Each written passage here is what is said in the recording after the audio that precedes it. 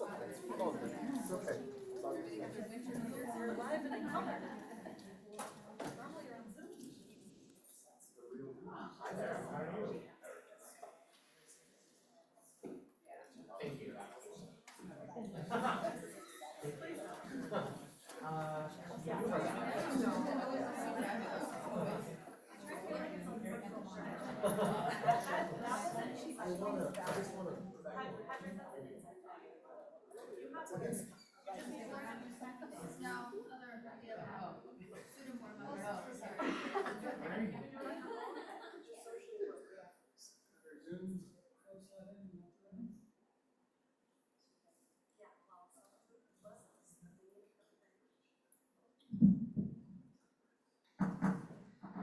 at 6:04, I will call this meeting to order of the Morgan Hill Unified School District Board of Education.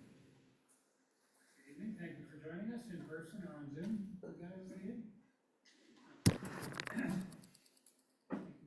Invite student board member Brandon Stigasso to lead us in the pledge.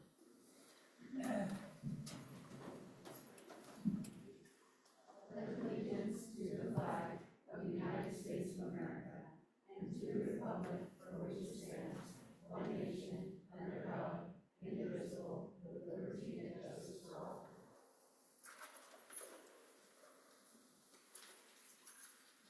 Thank you very much. We'll move on to the introduction of board members and staff. Maybe to make this easier, we'll change it up and start with Trustee Munson and just come all the way around the table. How's that? Is that okay?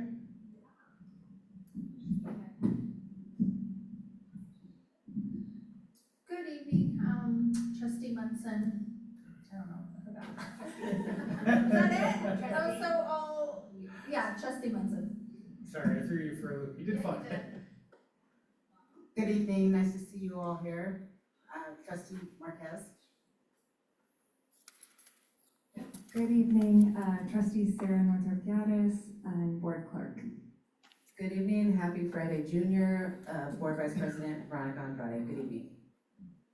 And I'm Googling Friday Junior. Good evening, John Horner, Trustee and Board President.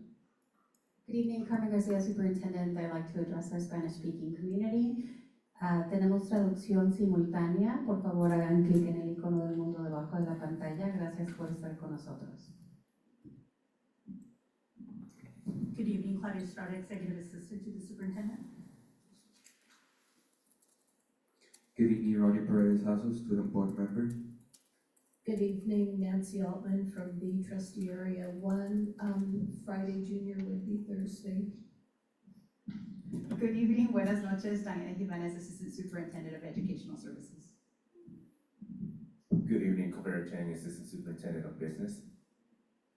Hello, everyone. I'm Diana Sveras, Assistant Superintendent of HR. Thank you all very much. Moving on to item D, adoption of the agenda. Do we have a motion to approve tonight's agenda? I think Trustee Munson the motion and Trustee Altman the second. All in favor, our student board member, how do you vote? Thank you. All others, how do you vote? Aye. Any opposed or abstaining? Very good, that passes unanimously.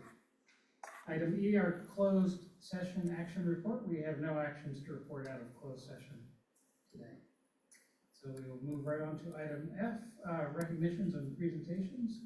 Starting with the Circle of Giving CEVA Foundation, Coordinator Alvarez will introduce this item. Oh, my apologies, okay. Late breaking change, we're gonna come back. Great, welcome. Perfect timing. We're gonna get you in and out in a very efficient way.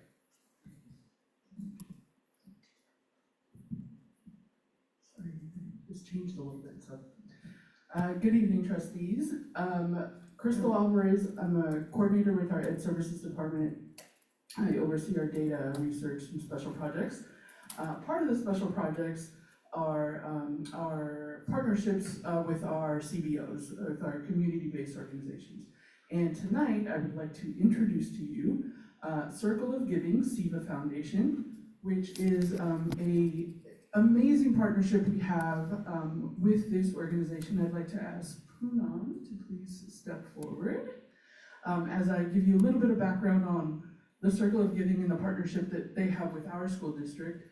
Some of the educational initiatives that they run with our students and those in our community are this just freshly launched beginner level Python programming class. It just started last week.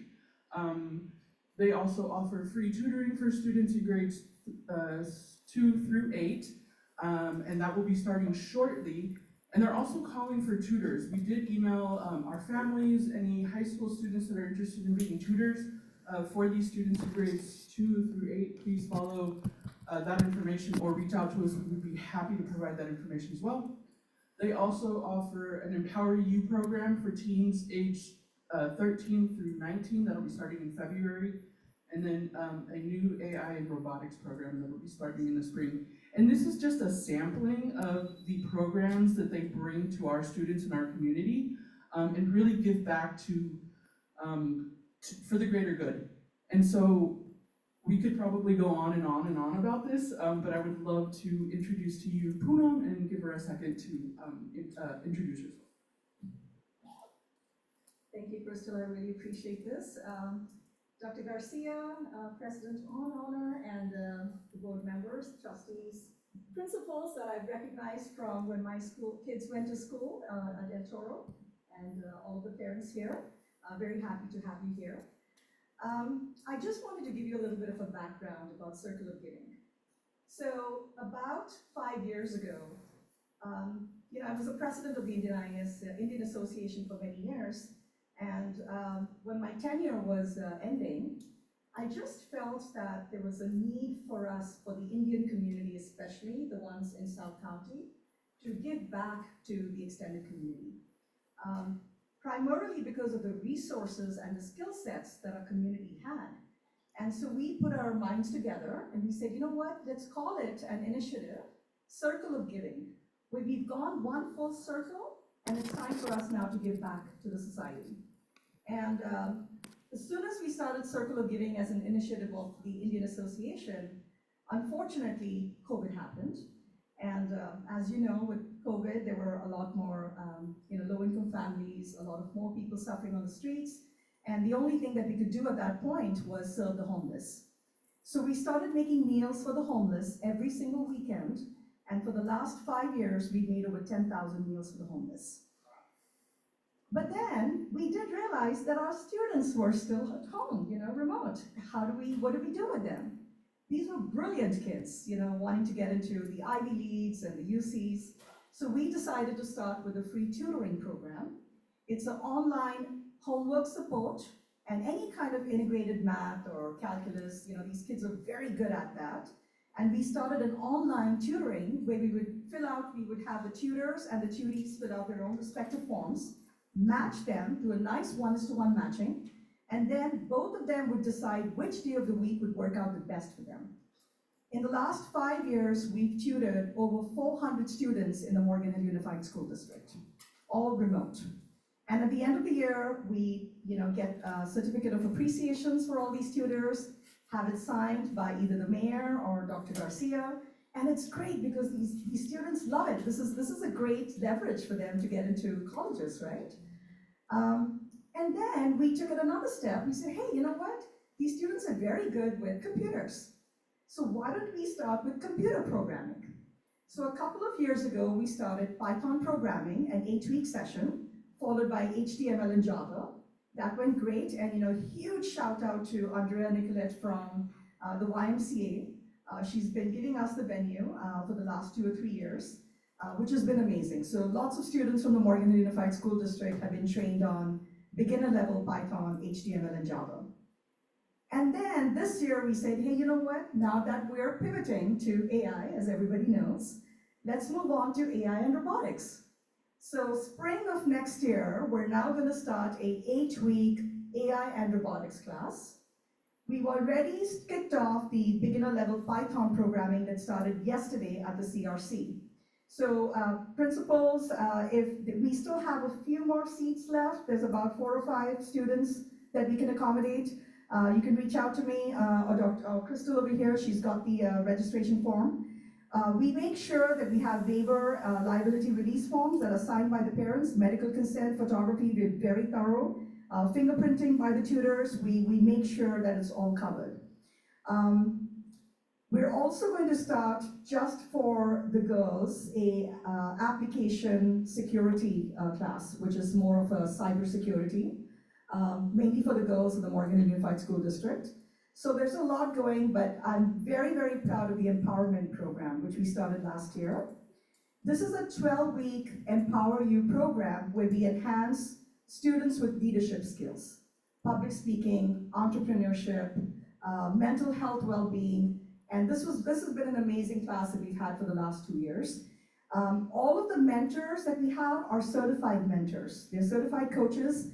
For instance, the one who talks about mental health well-being, she's a certified doctor and also works for the juvenile cells, the jail in Salinas. So, she's very, very, very good. So, yeah, so please reach out to us. I did tell Dr. Garcia, we have so many resources. The students really want to teach. They want to tutor. Parents want to, really want to be a part of this whole program. But what we're really missing and we really need your help with is the outreach efforts. So if you could just help pass the message along, we've got flyers out there, registration forms, we'd be so happy. So questions? I've got a very well-versed board and trustees in here. No questions, just thank you for your continued involvement and giving that you do for our community. We appreciate it. You just do a lot, you do so much for us. Thank you. I did forget to add, we were an initiative for the last 5 years. Last year, we launched Circle of Giving as its own 501c3. So we have our own board, we have our own bylaws, and the word Seva, which you see in the logo, Circle of Giving, Seva Foundation. Seva is a Hindi word which means service. And that's what we want to do. We want to serve the extended community. And that's our mission of empowering communities through education, service, and giving. So yeah, any questions, please feel free to reach out to me. Thank you so much. And I wanted to add, today is a big day for us. The Hindu tradition, it's an annual event. If you see, I'm partially dressed. Indian women fast for the long lives of their husbands. They eat first thing in the morning, and then they don't eat or drink even a sip of water all day. So I just got back from a traditional Indian ceremony dressed in our big finery, had 2 minutes to change, and then get here and present for you guys. So I'm very honored to be here. Thank you so much. Hold on, we have a certificate and some pictures. Oh, thank you.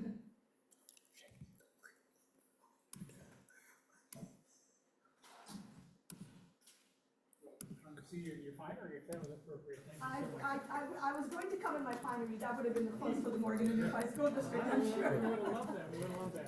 Thank you, so I'm gonna read the certificate, and we'll get some pictures. All right, thank you. It's pretty. So, a certificate of recognition from the Morgan Unified School District recognizing the Circle of Giving Seva Foundation in recognition of your remarkable contributions and unwavering commitment to uplift our students. Your tireless dedication and generous spirit have created a profound and positive impact, providing vital support and hope to our Morgan Hill Unified School District community. So thank you very much, and you and My husband, your husband, so you're fasting so he'll live long? Did I get that right? How does that work? Actually, he changed traditions. He fasts with me too. So we both fast together. Okay, good. Yeah. I always knew he was a smart guy. But thank you very much, and you're just such a wonderful example of a world where, imagine a world where we all do what we can to be helpful to our community. What a world we can have. And you and your family and your team are leading that way, so thank you very much. The board come around, we'll do some pictures. All right. Next certificate. Thank you so much. Go for it. Both take a picture, it's okay.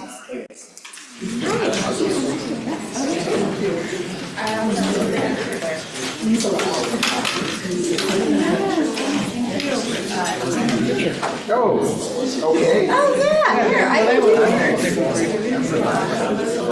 Are you sure? I'm on the board. You gotta go for it. You'll be it.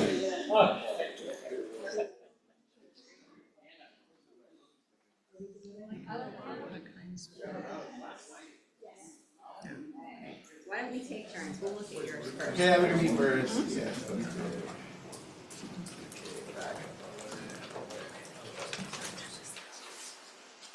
Okay, your turn. Okay, perfect. Everyone ready? 1, 2, 3. One more. 1, 2, 3. Okay, thank you. Thank you so much. Thank you. Thank you so much.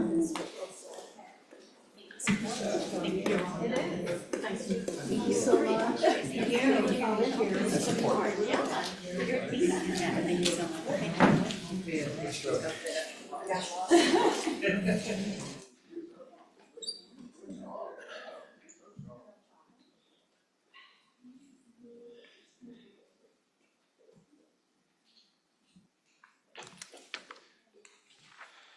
Okay, well, that was wonderful. Thanks again. So we will now move on to our Britton Middle School presentation. Principal Nanette Donahue and staff. Well, hello, it's good to see you all again.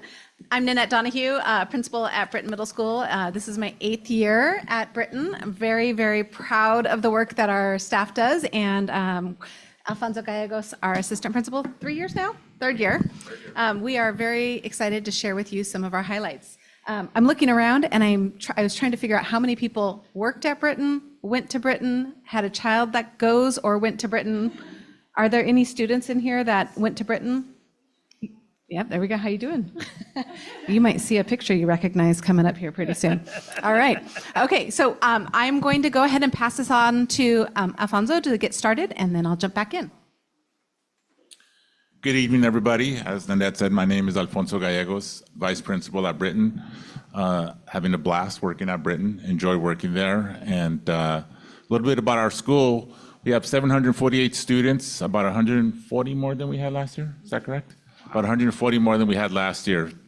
You can see from the chart there how it breaks down with our 8th, 7th, and 6th graders. And yeah, I got it. Thank you. And our breakdown is there as far as our student special ed. We got 16%, a little over 60%. English learners, 15%, a little over there. Foster youth, almost at their 0.30% there. And migrant students, 2.81% of our students are migrant. Obviously, the one that stands out there is the homeless students, McKinney-Vento students at 9.63. And our SED students, 147 of them, 19.65 of our students, percent-wise. There's a breakdown for all of our students. A side note to that, if you look at the breakdown there, our latest student of the month, the celebration I just had, it was a beautiful picture because the breakdown showed every ethnicity on our campus, which was great to see that our teachers are reaching out to our students like that. The breakdown went all the way across that board, which is great to see. Next slide.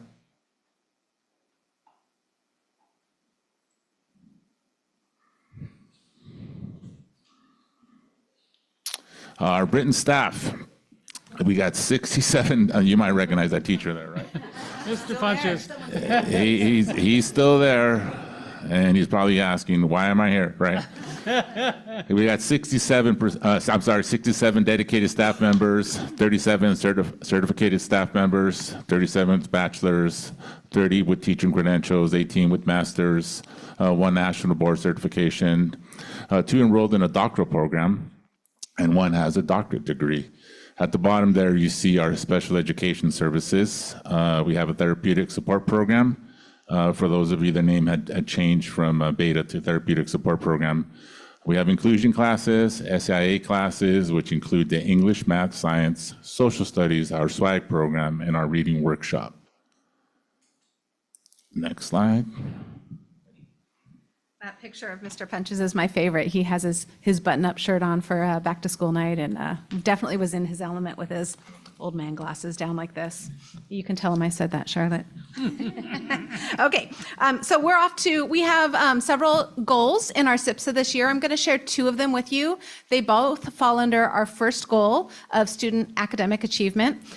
So 1.1, I'm going to read it to you, but the important part is underlined, and then I'm going to explain what that means to you.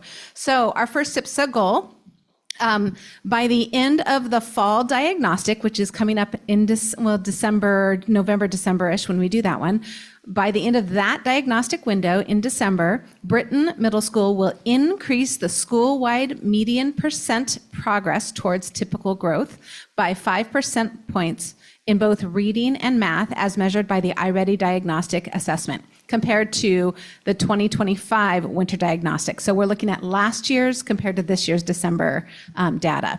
Next slide, please.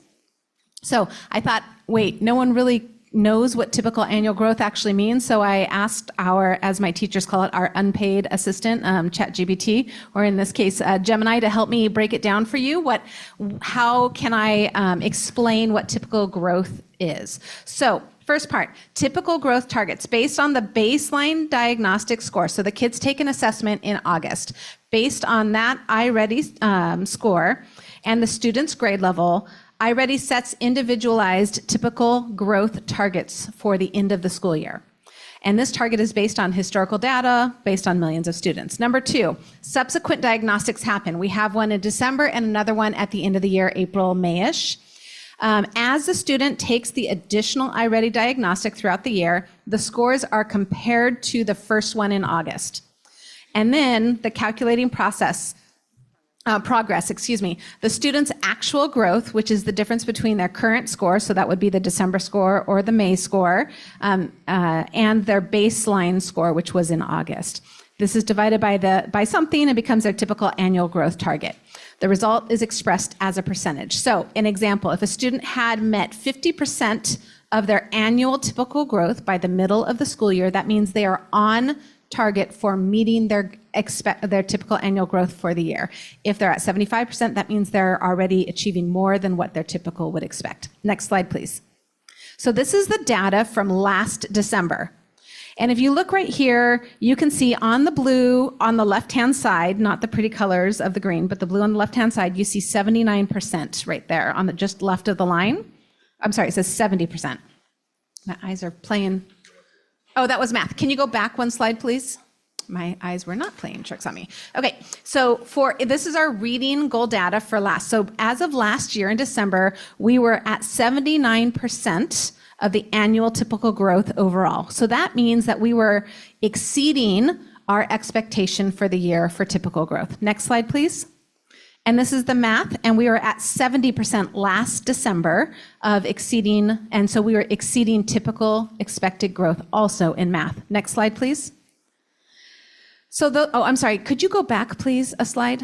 So one more slide, please, one more back. Okay, so if you look in the top right corner, you'll see that our new goal, since we were at 79% of typical annual growth by last year in December, our goal this December is to have 84% of the median annual typical growth target met for reading. And then if you go to the next slide, 75% for math. So we're looking for a 5 percentage point increase in each areas for that middle of the year target.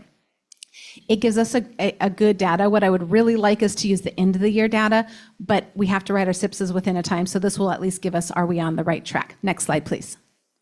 What I would like to show you in this next slide is that this is actually our end of the year data. This is just to show how far we progressed last year. So if you look, this is for reading, and we met 175% of our annual typical growth in reading. Oops, I have some editing to do there, by the end of last year. So we definitely exceeded and pushed beyond what iReady said should be the typical growth, which is excellent. That means we're making more progress and decreasing that academic gap throughout the year. If you go to the next slide, please, we'll see it also for math. And we made 133% annual typical growth in math. So we met it at 100% and then exceeded it by another 33% there, which is wonderful. Next slide, please. We have our second SIPSA goal, and it has to do with our English language learners. So as demonstrated by the CASP, the 2026 CASP LPAC data dashboard results, Britain Middle School will increase the percentage of English learner students who achieve progress of at least one ELPI level by 5 percentage points compared to the 2025 CASP LPAC dashboard results. Next slide.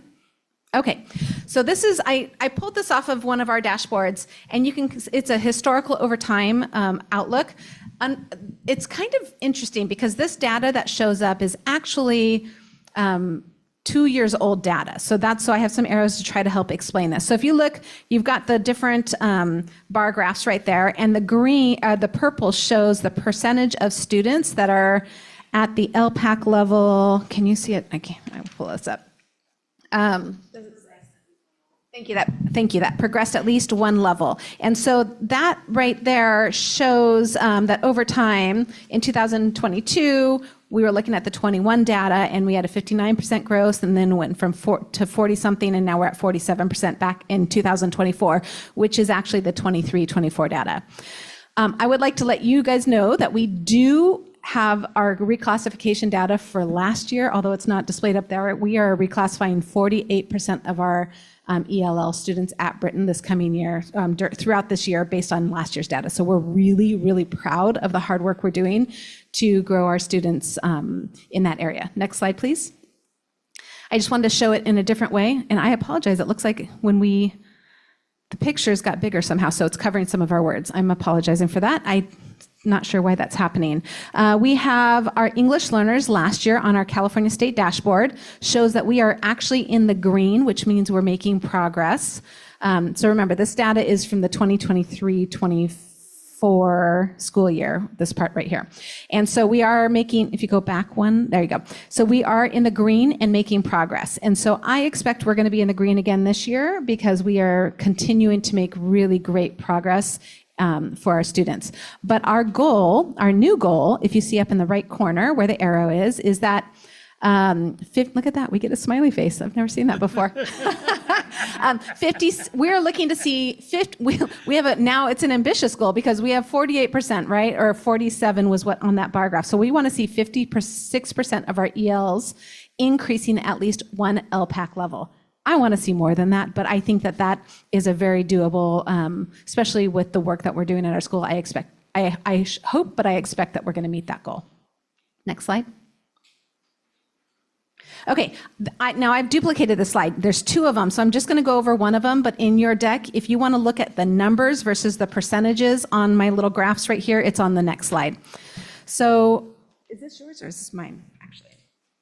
I think this one's mine. Okay, so the question is, so who's responsible for making these goals achievable or achieving these goals? We are all responsible at Britain, and we really believe and we embrace the MTSS type structure at Britain. We know that you have to be socially and emotionally healthy, and also we need to have strong and high academics, and it's the combination of those two that help grow our students. We can't just focus on one or the other.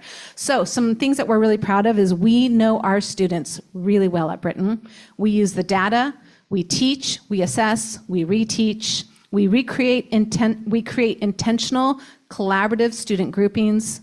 We increased and continue to work on and increase student structured talk opportunities for students. We really focus on the UDL strategies.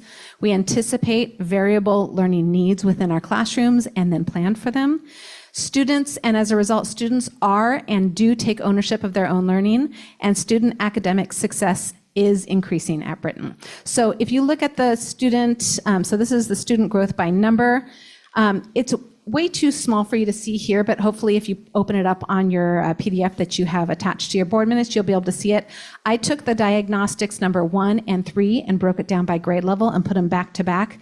So if you're looking at the graph on the left here, it would be 6th grade, diagnostic 3 is on the top. So you can see the increase in learning and the decrease in levels behind that we have for each grade level. we're very proud of the work. And as you can see, as they move through our system, our 7th and 8th graders show more and more growth. And that's something we're very, very proud of. And it's a system, right? It's not one person. It's the focus of the school district. It's the training our teachers receive. It's the intentional work they're doing, their PLCs in their learning teams. It's looking at the data. It's being aware that the success of one student just doesn't lean itself to math or English. It's all of us who have to work together for that growth. So that's something that we work very hard on at Britton. Next slide, please. Okay, this is for Al. Thank you. And part of that work together is our PLT teams, as you can see there from one of our staff meetings, working together. Because of the UDL design process, obviously we set clear goals. Embrace variability is what we're learning this year, right? Anticipating barriers and designing options. And they're all centered around our students. And that's why I think the progress is just continuing to grow, because our students, as the standards say, right, are respected, valued, and heard. And when they feel that, they're gonna try their hardest. Next slide, please. Student engagement, it's a big part, not only in the classroom, but outside of the classroom. High levels of academic accountability, high levels of social emotional supports, data focus, collaborative, student learning opportunities, fun, as you can see there. The activities we have in and out of the classroom for our students, once again, they feel safe, they feel heard, they feel valued, and you see the smiles on their faces. I mean, it's a great place for them to be, and we're gonna get a lot more out of them that way. That's right, and there's our clubs. We got quite a few clubs, as most schools do with our sports programs. Congratulations to our boys basketball team last year, county champions. We're really proud of them. Our sports go all around. We just finished quite a few, and we're starting our winter sports coming up soon. You can see up there by the robotics, the croquet club, Pokemon club cards, and so forth and so on. Next slide, please. Parent engagement. What steps does the school take to engage our parents, guardians, families to take an active role in supporting their student success?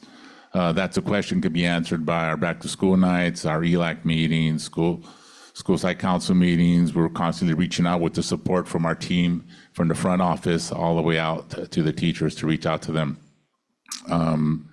Some of the questions, what do parents want to see from your school? Parents' testimonial, that's questions that we get asked, right? And what do we want to see? We want to see engagement from our parents as well and participating in their school. Some of the clubs, we have the parent meetings, volunteers, Home School Club, like I said, school site council, ELAC meeting there on the right, principal chats up on the right-hand corner there. With that, and I believe I left out the PBIS school, right? We got the gold certificate this year, and we're really proud of that as well. Thank you. Thank you for your time. And if you have any questions, we are here to answer any questions for you. And just for a shout out, that last picture, that questions picture, was what our new blacktop looks like. Thanks to first Jackie Schaefer, who's the retired director of bonds, and now Joe Andrade and his team for helping make that happen and help increase that beautiful space for our kids to engage.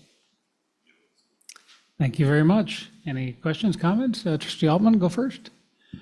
As our Britton Emeritus.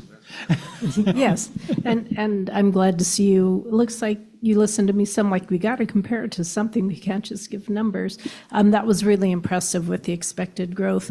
My question, I see that you got a gazillion more 8th graders this year, and I'm wondering if how the integration is going, and if it's because, man, your 8th grade last year, you guys just tore it apart. Yeah, thank you. Yeah, thanks for the acknowledgement. We actually, all the dashboard data just came out for CASP testing as well, and I'm just gonna say our 8th graders were higher than the state average for both math and reading, so that's pretty exciting as well. I'm getting goosebumps just talking about it. So we did have quite a few more students come onto campus, and I'm not gonna lie, it made me a little nervous. It was a challenge that I was up to, but I was a little nervous because we have worked and fostered and created this beautiful culture at Britton. I remember what it was like the year I got there and how hard we've worked to get it to where it is now collectively, and bringing in so many new kids could really disrupt that culture. So the first couple days I was holding my breath like, what's gonna happen?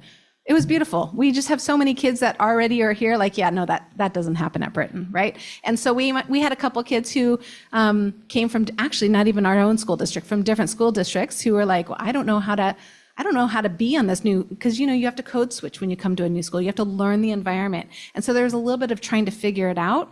But it just was, it was so seamless that you almost wouldn't know that we increased by over 100 students this school year. So there definitely are a lot more 8th graders than we had last year, and a lot more 6th and 7th graders as well. But it's been really fun to see them grow. And we went from kind of like looking around. I come from educators, and they'd say, look around and get a clue, is what my mom would always tell her students, which is factually true. You should look around and see what's going on. And I found that first, actually probably you as well, found that first week or two, they were looking around to figure out how to act. And now we just have a bunch of kids out there playing volleyball and basketball and working hard in classes. So it's been a really beautiful and smooth transition. That's beautiful. You're demonstrating culture is contagious. A positive culture is contagious, so is a negative one. So I'm glad you got the right kind. Other questions or comments? Well, seeing none, I'll just add bravo. Great report, great results. Thank you very much. Did we do it in 10 minutes? That's my next question. Darn it, I got the shake of no. I'm not looking at the clock. I'm not looking at the clock over your shoulder every 30 seconds. No, I'm not doing that. Well, thank you so much for giving us the opportunity to share some of our highlights with you. Always a pleasure. Thank you very much. Thank you for your time. We're on a roll. I kind of want to adjourn. I mean, such a high point. It's like, let's all just go home. But we still have more to attend to. So item G1, approval of minutes from the board meeting of September 4th. Do we have a motion in that regard? Sorry. Thank you, Trustee Munson and Trustee Marquez.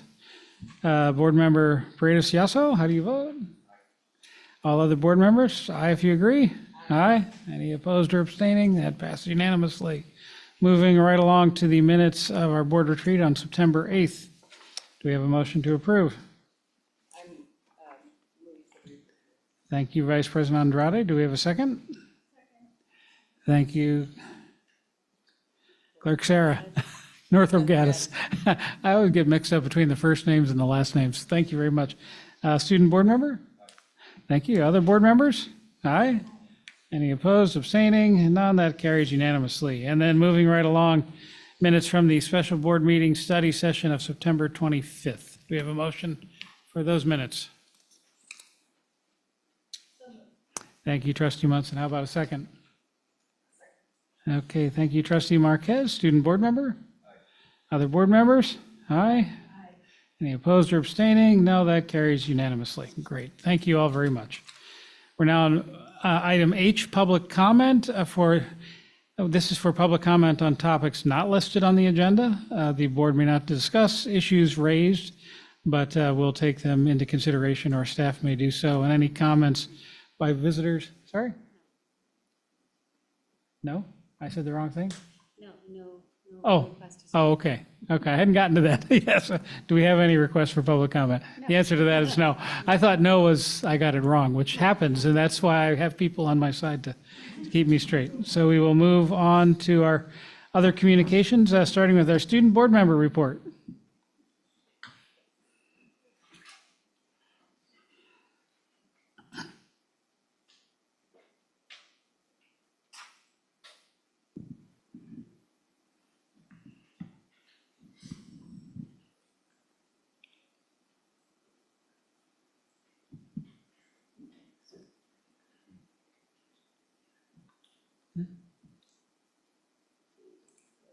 Having some technical trouble? You want me to come back, or you're close there?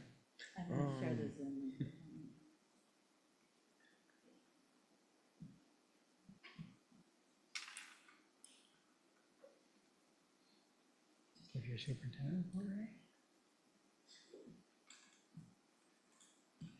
right? We'll do the superintendent report while you get that sorted out, and then we'll come back to the student board member. Is that good? Yes, sir. Thank you. Thank you very much, President Horner. Delighted to share a few highlights from since our last board meeting. in late September. Huge congratulations really to all of our schools in Morgan Hill Unified. As you all know, September is Attendance Awareness Month, and we had lots of weekly and daily competitions to see who would be the winner. And El Toro Health Science Academy, it was the grand victor in this month-long competition. Jackson Academy of Math and Music and Science. Math and music, sorry about that, math and music. We do science too, right? Math and music, jam. Second place, and Sobrato received third place. And so as I have shared before, and the students know, it was the minion reasons to come to school. And so that was our theme. Huge congratulations to Live Oak. We had our freshman awards. That was incredibly lovely. And so go nuts, as they were able to, students were able to receive awards for their hard work this semester. And so that was this week. And also this week was the Sobrato Freshman Awards. Huge congratulations to the students at Sobrato as well. How we onboard our freshmen is so important, and it's important to highlight their hard work, especially their first year. I also love to bring action pictures of our students in action. And so here are some Murphy Mustangs in action. I was able to visit history and science classes. I love the engagement that was happening on the campus. Also, huge congratulations and appreciation to Kat Napoli for the 5th annual Mariachi Music Festival, and huge thank you to Britain for hosting it. So you see some of, these are not all of our students. The Ballet Folklorico are our students, but not all of the mariachi are. So it was lovely to engage on a Saturday and enjoy beautiful music. Also a huge, demonstrably, humongously big thank you to Frank Leal and Mohai Farms for their 2nd annual Grilling for Growth. The 1st annual Grilling for Growth last year benefited the culinary arts pathway at Live Oak. There are currently 175 students in that pathway. And this year, Sobrato has a farm to fork pathway, and the proceeds, 100% of the proceeds from this festival are for 275 students in those two pathways. And so you see the Live Oak students in red. They volunteered and they worked shoulder to shoulder with celebrity chefs. The food was incredible. So thank you to Frank Leal and Mohai Farms for continuing to invest in our students. I know that President Horner will probably talk about this during his board report, but he and I attended the Silicon Valley Education Foundation Policy Summit. The majority of the focus of the summit, this was a full-day summit, centered on equitable funding for schools and school districts. And I would argue that Santa Clara County is the poster child for inequity. When you have many districts in our county who are considered basic aid, and they receive on average about $28,000 per student, where districts like us only receive about $12,000 per student.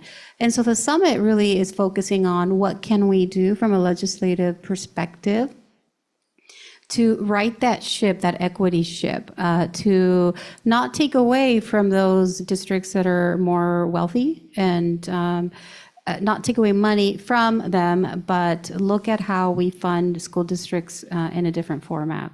So I know you're going to talk about that. So delighted to have attended that. We also had this past Friday, the Fall Professional Development Day. We invited all of our certificated team members to attend. And we also invited our classified members as well. So I know our students enjoyed no school day. Just wanted you to know that our faculty and the adults in our school system actually had to work. So a deep appreciation to them. And also to ESD for that heavy lift of organizing a mini workshop in one day. I continue my chats with Carmen. It's my 5th year in our school district, and so I have those on a monthly basis. And I pop around throughout Morgan Hill. I do them in the morning, in the evenings. I'm going to go back to visiting apartment buildings. I call those living room chats. And so I'm going to pop into the apartment buildings and meet with parents there as well. Did my annual Chamber of Commerce update, and something that we do on a monthly basis. We share all the great stuff that we're doing here in our school district. And then we also, President Horner and I attended the graduation there were about 20 adults in our community who attended sessions on how to be entrepreneurs, how to run their own businesses. And this was a partnership between the city of Morgan Hill and our school district. So congratulations to all those adults, and many of whom, by the way, attend our adult school. And lastly, I want to invite everyone to the 19th annual LATI, Living Above the Influence Community Resource Fair. It will be from 12 to 4:30. You see all the logos at the bottom. Those are all the various CBOs, community-based organizations. So we'll be there. Others will be there in support of our youth. And so that's from 12 to 4:30, and I get to speak at the event. So that concludes my report. Thank you very much, Dr. Garcia. We queued up with our student board member report now.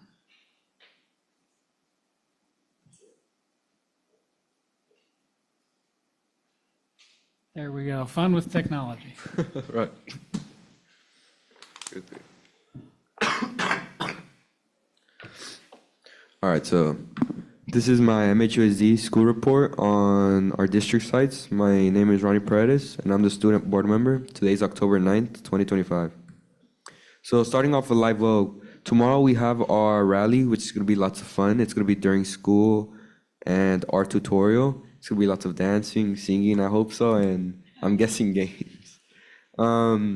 So then after that, on the 11th, we're going to have our homecoming parade, which is going to be at 12, and every Friday we have a football game, I'm pretty sure, which will go on from 4:30 to 7:30.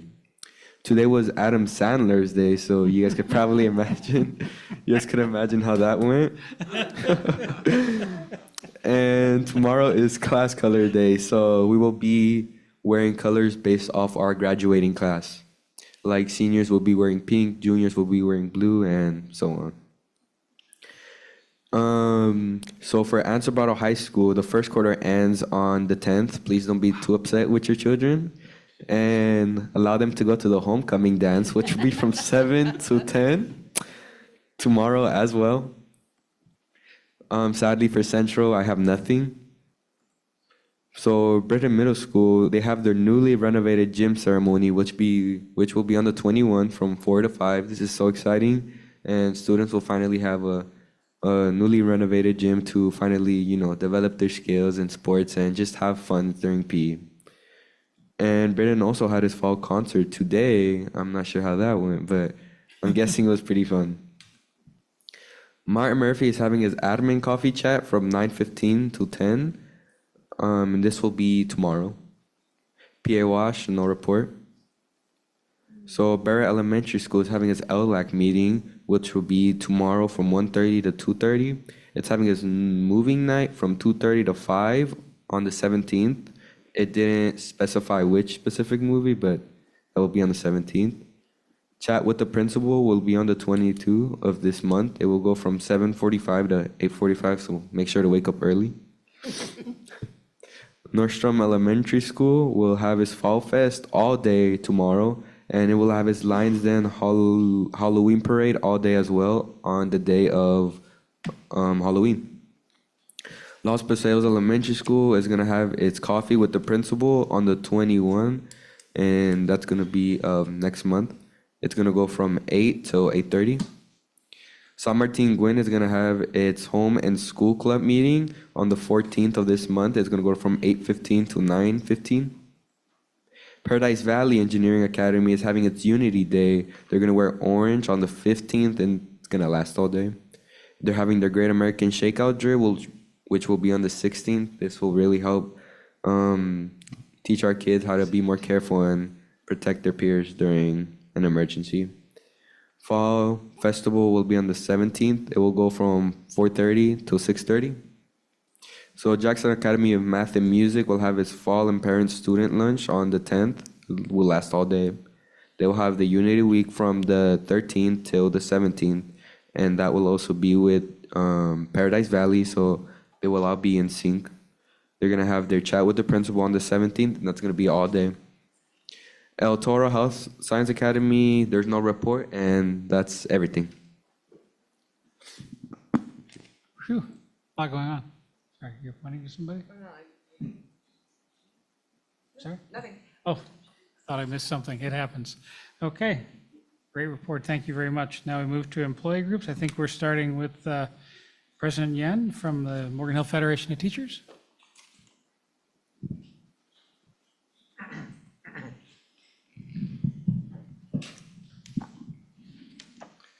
Good evening, board trustees, executive cabinet, and community members. My name is QA Nguyen, and I'm honored to be the elected president of the Morgan Hill Federation of Teachers. I want to start this evening by expressing my gratitude to the certificated educators who I believe are organizing and emailing trustees this evening about their concerns and frustrations regarding the district's rollout of the Keenan State School trainings this year. I am grateful to represent such passionate educators who know when their time and effort has been devalued and are willing to organize and protest of such violations to their professionalism. Trustees, in order to provide you with a clear understanding of my members' words, I have also just sent you an email with a timeline for additional context. I ask that you take the time to read through this so that you may understand how we got here, and I also encourage you to reach out to me if you have any questions regarding it. All that I wish to say publicly regarding this matter at this time is the following. The district had ample time, opportunity, and advice to avoid the situation. Their lack of action, planning, and collaboration is the reason they find themselves with certificate employees emailing this evening, potentially. Additionally, I certainly hope and expect to experience an improved rollout next year around mandated trainings. And finally, I publicly call on the district to make good on the outstanding issue of those certificate employees who completed the additional foster care LEA mandates and responsibilities training that should have never been assigned to them, as this has been a request from MHFT office staff for almost 2 months now. In lighter news, MHFT recently had our annual fall general meeting. This event is a wonderful kickoff to the year, hosted again this year at Sinaloa Cafe. We had the pleasure of being joined by many members from around the district, as well as welcome CFT President Jeff Freitas and CFT Field Representative Sarah Henney. President Jeff Freitas shared relevant and timely information regarding the current state of education, including their endorsement of Proposition 50. And speaking of relevant and timely information regarding the current state of education, over the last 4 years, MHFT office staff has asked our executive council, which consists up to 50 educators from each of our sites, as well as non-site specific members, to determine the focus of MHFT's time at the mic. From prior years, it ranged from different sites representing what it's like to be an educator here and there, to different job classifications having the opportunity to share the ins and outs of their positions within the district, to last year having the office staff send you a slide deck consisting of elementary, middle, and high school areas of successes and challenges pertaining to different themes within the educational field. This year, our executive council has decided that the MHFT time at the mic will be focused on different aspects of our contract. They will gather input from the members that they represent regarding our open articles for the upcoming negotiation cycle. Therefore, starting at Thursday, October 23rd's board meeting and running through March 12th's board meeting, you will hear from different site representatives about how different contract language affects them in different ways. The current known topics will be benefits on October 23rd, scheduled for during the open enrollment period, retirement on November 13th, and compensation on December 18th. Other articles and presentations are to be announced as we get closer to Sunshine in February. Thank you so much for your time. Thank you very much. All right, move to Morgan Hill Educational Leaders Association, President Patrick Buchser. Principal Buchser, President Buchser, Mr. Buchser. Good evening, everybody. Thank you so much. From Mahela, our admin team completed their walkthroughs through all the different schools. So teams of administrators got together, walked through our schools, focusing on student engagement. This is a focus point for our school district again. And it's a great opportunity to collaborate with our peers around the wonderful teaching and learning in all the different sites and classrooms we've been in. Congratulations to our ESD for putting on an amazing professional development on last Friday. The focus was on universal design of learning, and we also completed a required PRISM training from the state of California regarding rightful presence and inclusion. Our administrators and BCBAs and psychologists did some training the last couple weeks, few Mondays in a row, supporting students with student safety. Our school site council and ELACs are up and running, home and school clubs, and so kind of have the firsts of everything as the beginning of the year goes on. Your administrators are working hard to continue analyzing data and working with the grade level PLTs and always supporting the 4 questions that DeFore poses to us regarding improving teaching and learning. We had an inclusion roadmap consortium, which talked about rightful presence, UDL, with an emphasis on learner agency. And finally, congratulations to our district, led by our superintendent, to secure a wonderful partnership with San Jose State University. Very rare, and I wish my kids had that chance. So thank you, Carmen. It was an amazing ceremony, and to be able to offer to every child that leaves our school district a guaranteed seat when their AG requirements are complete. They have a reserved spot at San Jose State. That's very rare, so thank you. That's it for Mahela. Thank you very much. Okay, we're on item I4, board member reports. Would anyone like to kick us off? Start us off is probably a better phrase. Yeah? Okay, Vice President Andrade, please.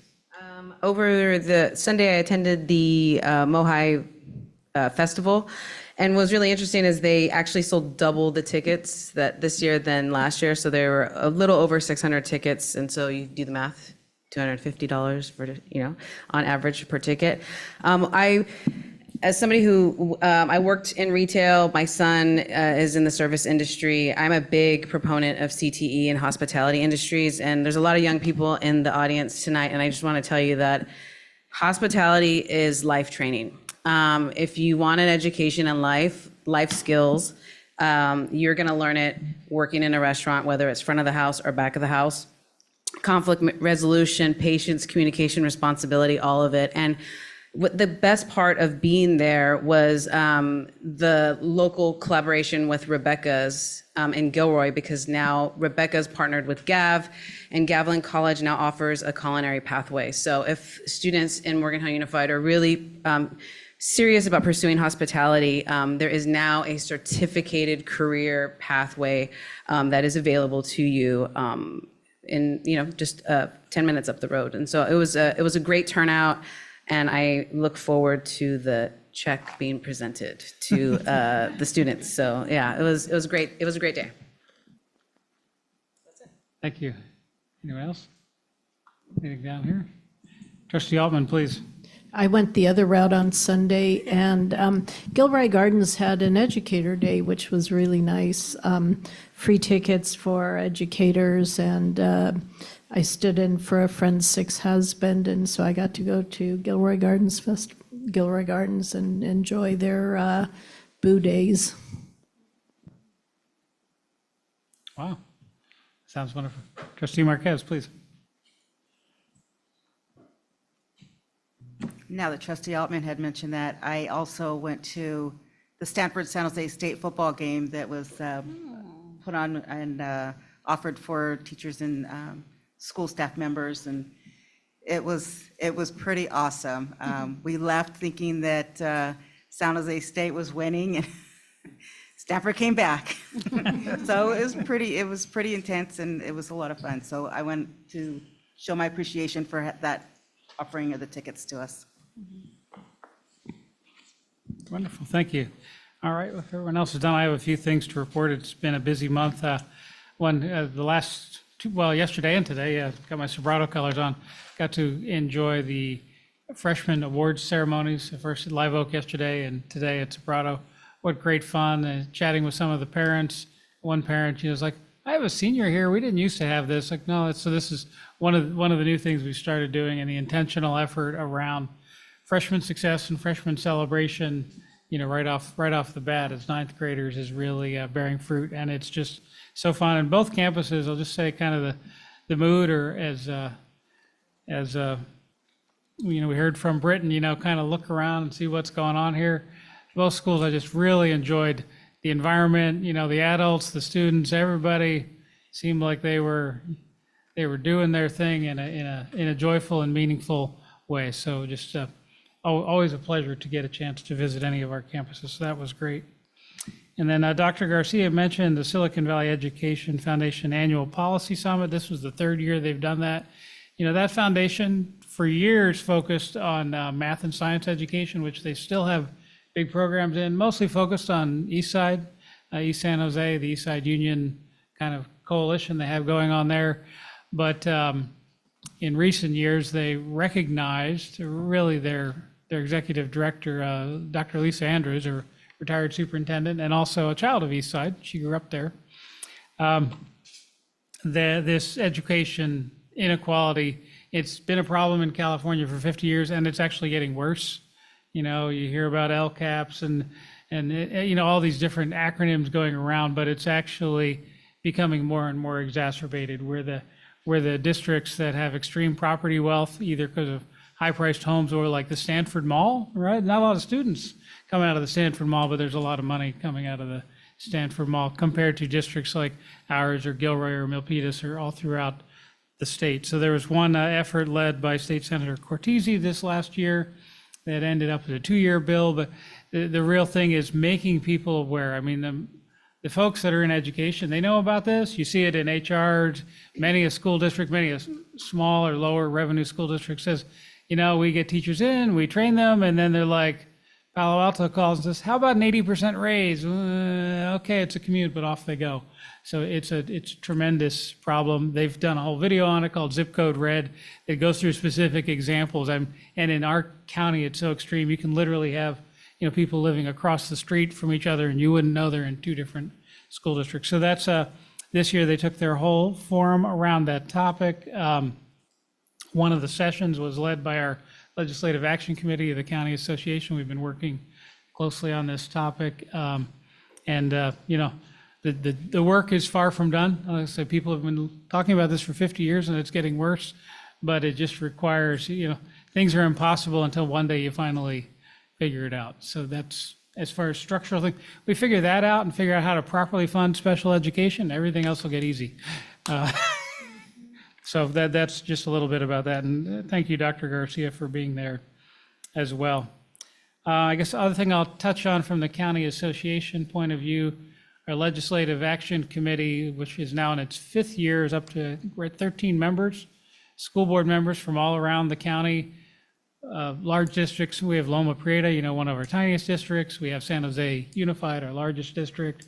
Morgan Hill, Milpitas, Gilroy involved, kind of mid-size districts, all different circumstances, but we constantly look at where are our common interests, and 90 to 95% of things overlap. Even when you look at our districts that have the most money, and maybe only have 5, 10, 15% of their students that are, from socioeconomically struggling families, they're not doing a great job getting those students where they need to go either. So a lot of layers to that work.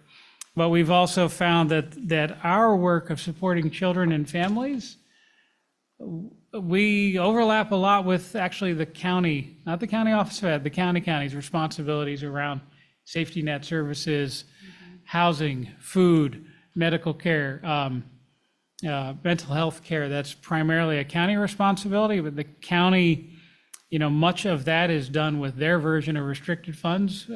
Our county has a huge medical and mental health system, probably the biggest run by a county in the state, because the for-profit providers, as they have disappeared, our county has been able to step in, and that's why we have DePaul Medical Center and St. Louis still open here in South County. We would have nothing had our county government not stepped in, bought the facilities cheaply from people who weren't, and it was working well. Many of the folks that use that are paid through, I always get my Medicare and Medicaid mixed up. Medi-Cal, yeah, so anyhow, the federal program for lower income people, and the recent federal passage of HR 1 is likely to reduce the county's income for those services by $1 billion a year. Yeah, that's an unimaginable amount of money. But so part of the county's response is to put on the ballot here, which I just mailed mine in, they're just coming around, Measure A. It's a 5/8 of a cent sales tax increase to help backfill. It might backfill about a third of that loss. And so we, as a Ledge Action Committee, we've never weighed in on a measure before, but we spent a lot of time talking to county supervisors.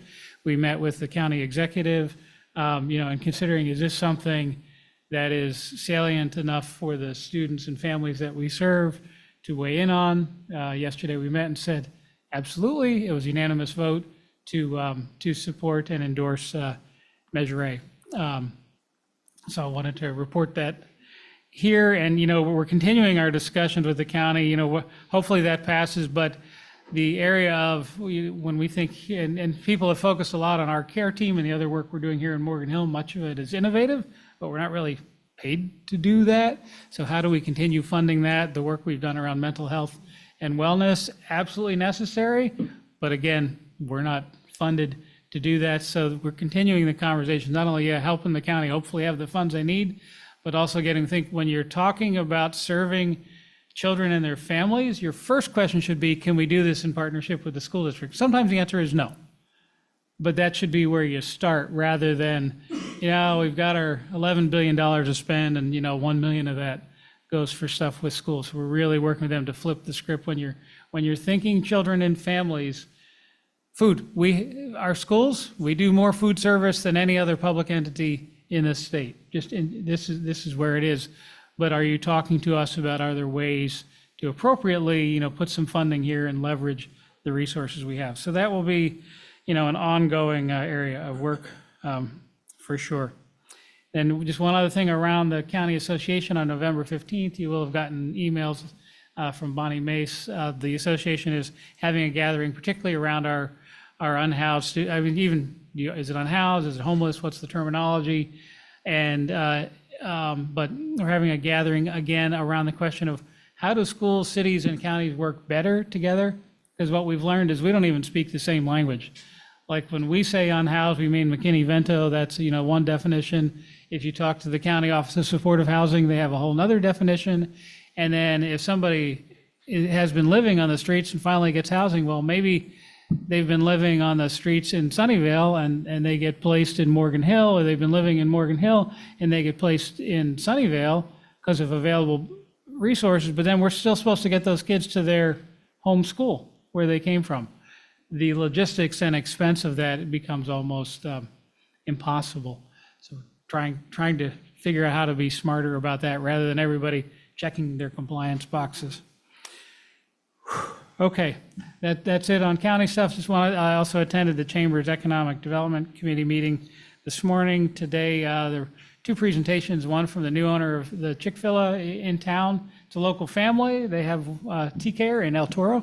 So, this although it's a famous national brand name, it's owned by a local franchise owner, Kevin. He was just Kevin on the screen. I don't know his last name. Anyhow, they expressed how interested they are in being part of the community. He says, well, when you want to do stuff, we have 40 organizations that need to do fundraisers. So please get us information on that. And then the city presented, they're going through a whole update of their noise and entertainment ordinance, which is very interesting. My only question was, tell me that as schools we're exempt, that every time we have a band concert, we don't need to pull a permit. He said, no, you remain exempt under the, okay, good. So I was just running a little bit of defense, because I can just imagine if suddenly all 14 of our sites are supposed to apply for music permits every time we have a band play, that would be a problem. But that's not a problem, so. Okay, sorry. End of my report. Any other board reports? Thank you very much. We'll move to the calendar of upcoming events. As is our practice, I'm not going to read it to you. It's posted attached to the agenda. And then on item J, consent calendar, do we have any requests to pull items from consent? Hearing and seeing none, do we have a motion to approve? I move that we approve the consent calendar. Thank you, Trustee Altman. Do we have a second? I second. Thank you, Vice President Andrade. And yes, I was making sure the student board member, how do you vote? Other trustees, say aye if you agree. Aye. Any opposed or abstaining? Seeing none, that passes unanimously. I can flip through a bunch of pages. Okay, I believe we're on item K, general business. Is that correct? Thank you. Yes. K1, Director Aguirre Jacinto will present resolution regarding, sufficiency of textbooks and instructional materials. Good evening, President Horner, members of the board, Superintendent Garcia, members of Executive Cabinet, and guests. At our September meeting, I shared an overview of the instructional materials sufficiency process required under the Williams Settlement Act. Since that time, the Educational Services Division has completed verification with all school sites to ensure that every student has access to a standards-aligned, board-adopted textbook or instructional material for use in class and at home. This evening, I am pleased to report that the district is in compliance with the requirements of the Williams Settlement Act. In alignment with this verification, Educational Services respectfully requests that the board adopt the resolution of sufficiency of instructional materials, thereby confirming that every student in Morgan Hill Unified School District has the instructional resources necessary to fully engage in their education. Thank you for your ongoing support in ensuring that our students and teachers are fully equipped for success. Thank you very much. Do we have any questions on this item? Seeing none, do we have a motion to approve? Thank you, Trustee Munson. A second? I think that Clerk Northrop got it by a hair. Student board member? Thank you. All others? Aye, if you agree. Aye. Any opposed or abstaining? There are none. The motion carries. We are on item K2, approval of our workplace violence prevention plan. Assistant Superintendent Tavares will present this item. Well, good evening, trustees. I have the distinct honor of presenting to you tonight our workplace violence prevention program that we have put together. And this has been in conjunction with many departments and many entities, which you'll see in a later slide. So next slide, please. So this came to be with Senate Bill 553. That was the beginning when it was passed. And the three major parts are how to identify hazards, response procedures to any hazards that come up and making sure those are in place, and also employee training. Next slide. Okay, all the folks that helped us out with consultation are pictured here. These folks will also help us out with the implementation plan, which will include training. So we'll be consulting regarding training, both the content and the rollout. And this plan will be reviewed annually. So we have some basic definitions here for you. Emergency is the common understanding of what emergency is. It's going to have something to do with an immediate danger to somebody's physical well-being, typically. Engineering controls, those are things that we can put in place that will help protect people. There are things like barriers, there are air filtration systems, there are locks on doors, things like that. Anything that will isolate workers from hazards. And then a log will be a log of training that's happened, a log of any kind of situations or incidents that have happened. Next slide. And so a severe injury is one that requires hospitalization, and not just for observation, but there's something serious that has gone wrong to create a situation where someone has been sent to the hospital and is admitted. And then a threat, what I want to point out about a threat is it's not just a verbal threat, it can be a written threat. It can be a threat that somebody perceives as a threat. And that threat could be to physical harm or any other kind of harm, psychological harm, stress, those sorts of things. Workplace violence includes the following. It's physical force likely to produce injury, or as I said, psychological issue or stress of some sort. And the second part is it can include a weapon, and the weapon isn't necessarily a classic weapon like a gun or a knife. It can be an object that's used as a weapon. There are 4 types of people that create workplace violence. And so the first type is the person that comes on one of our sites that has no business on one of our sites. They're not related to any students or any employees. They have no viable business there, and they come onto a site. The second type of violence would be from someone that does have business on a site. It could be a parent, a student, a visitor to the site. The third type is someone who is either a present or a former employee that comes back, could be a supervisor or a line level employee. And lastly, the fourth type is someone that comes on the site that has or had a personal relationship with an employee. Next slide.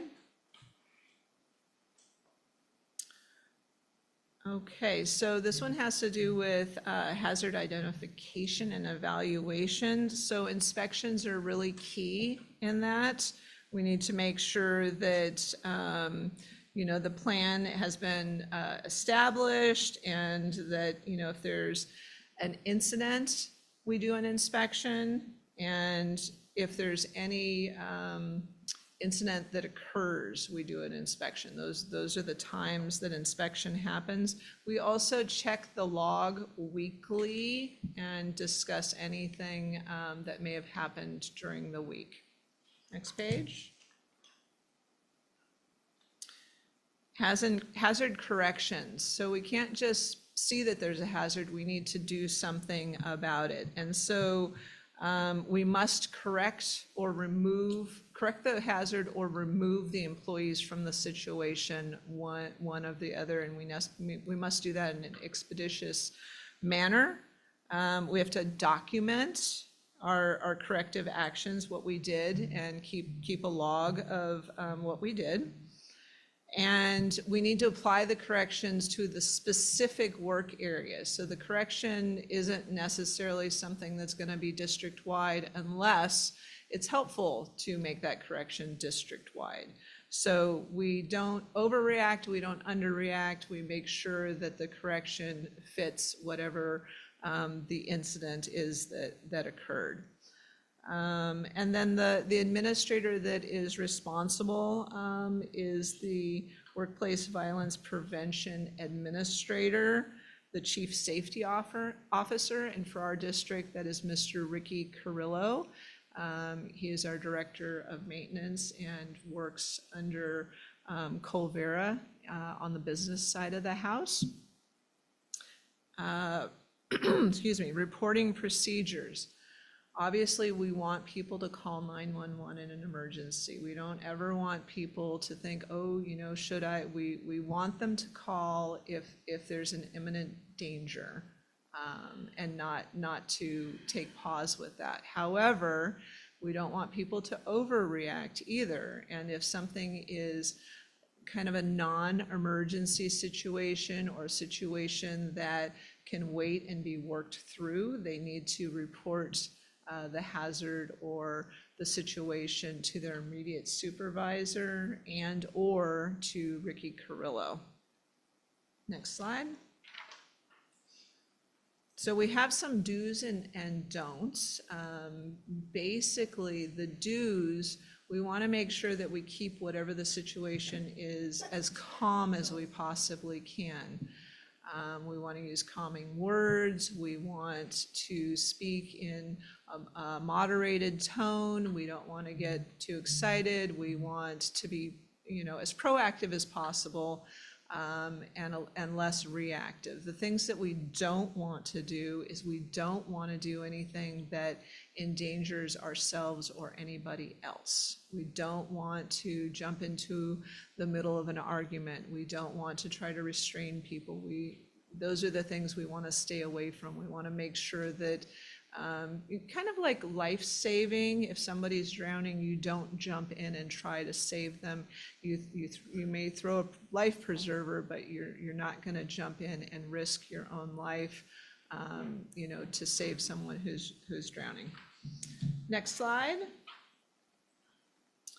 Okay, so requesting copies. People can request copies of all kinds of documents, including, any data we have on hazard identification, evaluation, corrective records, training logs, violent incident logs. Any of those things can be requested, and they can be requested from the business office. And so Tricia Campbell will be the person that will be giving out that information for those who request it.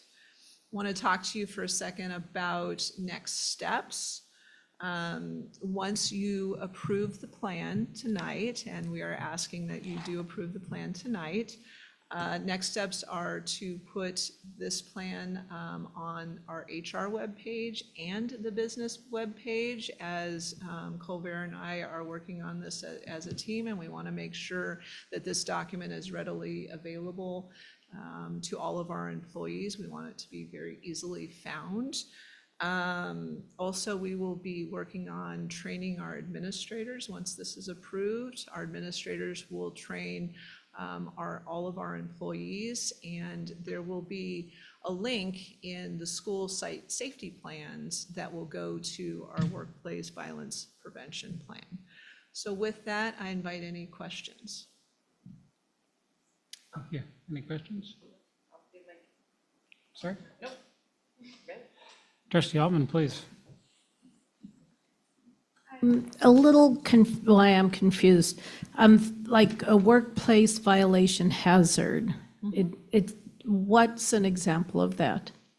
Oh, there are many examples of that. So it could be that a person comes on site and creates a hazard, or it could be that there's a ventilation system that isn't working and it's causing some kind of chemical smell or exhaust smell in a classroom.